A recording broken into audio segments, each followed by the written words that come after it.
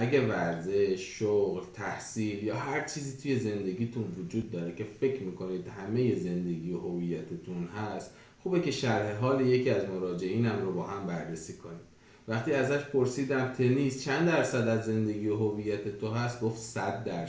گفتن یعنی هیچ چیز دیگه ای وجود نداره؟ گفت اگه باشه هم در خدمت تنیس هم هستش. شاید اگه یه مربی و هوادار این گفتگو رو بشنوه، اون ورزشکار رو تحسین کنه، ولی واقعیت اینه که این ذهنیت ریشه خیلی از مشکلات اون ورزشکار بود.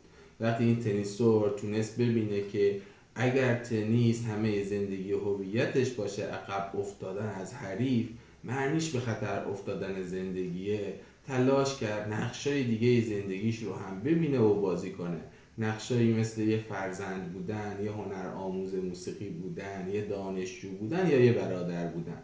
خیلی مهمه ما هم نقشای متعدد زندگیمون رو پیدا کنیم و حتی نقشای جدیدی رو بسازیم و اونها رو زندگی کنیم.